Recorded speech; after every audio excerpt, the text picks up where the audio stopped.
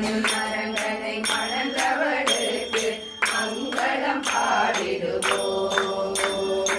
ஆயர் பாடி பெண்களை போல பாவை நோன்பு செய்தாளாம்.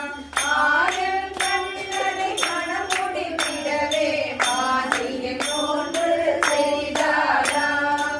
யமுனை துறைவனை பாடிய கோதைக்கு கற்பூர ஆரத்தி செய்திடுவோம்.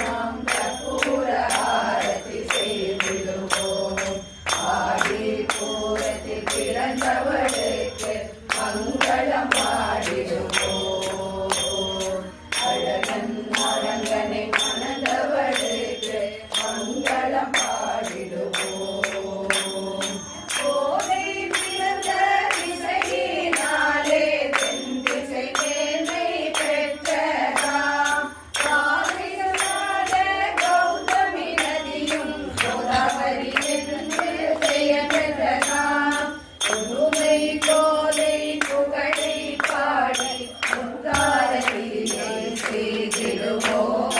முத்தாரதியை செய்திடுவோம். ஆடி பூரத்தில் பிறந்தவளுக்கு மங்களம் பாடிடுவோம்.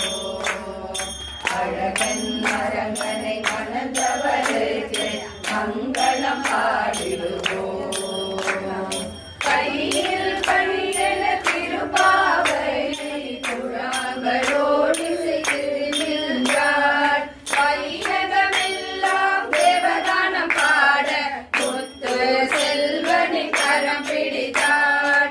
ஐயம் இன்றி அருள் தரும் கரமுடன் அனைவருக்கும் அவள் அருள் தருவாள். பெற்ற தாய் போல் நம்மை காத்திடுவாள்.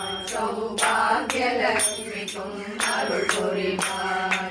ஆடி பூரத்தில் பிறந்தவளுக்கு மங்களம் பாடி